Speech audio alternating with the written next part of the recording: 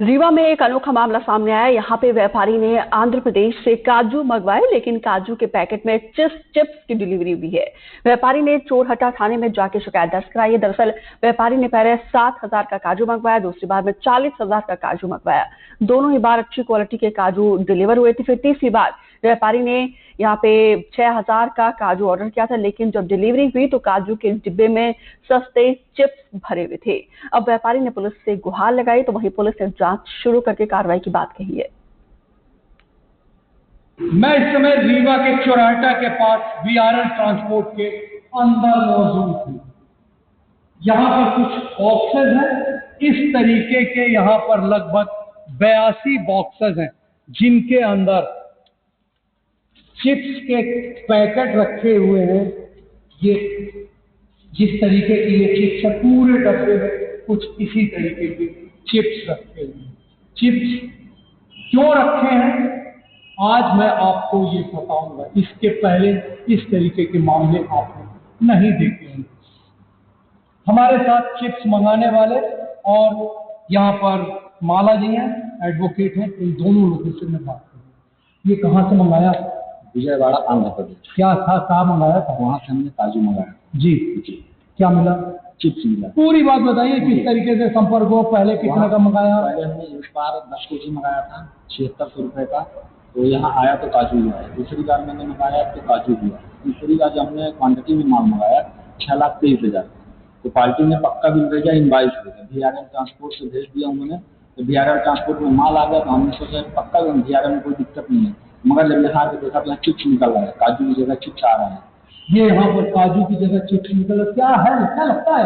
ये देखिए, जो इनवाइस प्राप्त इन्होंने दी है और इनवाइस ट्रांसपोर्ट में बताया है, इनवाइस के आधार पर काजू एंट्री, तो इतने VRL ट्रांसपोर्ट राष्ट्रीय ट्रांसपोर्ट है, वहाँ से कोई भी सामग्री आती है तो उस बिल्टी पर, लेकिन इनवाइस पर लिखी जाती है कि जो सामग्री है वह सामग्री का भौतिक सत्यापन होता है। उसके बाद दूसरा ट्रांसपोर्ट जहाँ से प्रारंभ होता है, जहाँ के लिए जाना होता है, रिसीव होगा, उसके लिए पैक हो जाता है।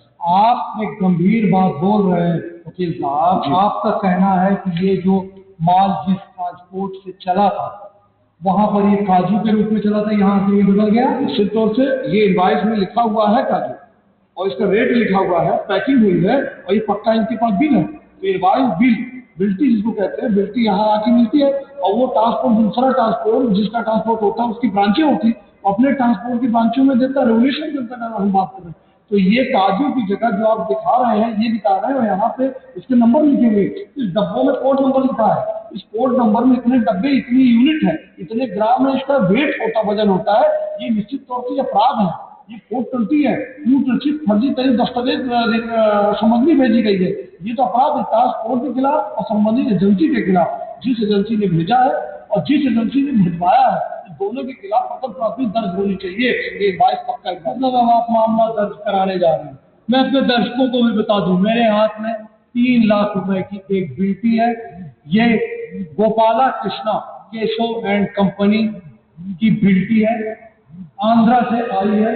जिस तरीके के यहाँ पर 84 डब्बे रखे हैं, जिसमें साफ तौर से नजर आ रहा है पैकिंग के वक्त उसको चेक किया गया, चेक के बकायदा एक बार कोड डाला गया। बार कोड डालने के बाद जब सामान रीवा आया, यहाँ पर जिनने भी माल मंगाया था वो यहाँ पहुंचे, जब उन्होंने अपना माल चेक किया तो साफ तौर से यहाँ पर एक 30 रुपए वाली चिप्स इसके अंदर भरी है, जबकि काजू जो इन्होंने मंगाया था वो 760 रुपए किलो था। अब देखना है इस मामले में आगे क्या कार्रवाई होती है। NDTV के लिए मैं जाऊँ। ये चोरहट्टा थाने अंतर्गत ये अल्ताफ अंसारी जो प्रार्थी हैं या फरियादी हैं, उनके द्वारा एक आवेदन थाने पे दिया गया है, जिसमें उनके द्वारा बताया गया है कि उन्होंने जो ट्रांसपोर्टर है VRL, इसके माध्यम से उन्होंने काजू मंगवाया था और जब बॉक्सेस को देखा गया तो उसमें चिप्स हैं। तो इस प्रकार का उन्होंने एक आवेदन दिया है, जिसको जांच में ले लिया गया है और शीघ्र जांच करके नियमानुसार कार्यवाही इंश्योर की जाए।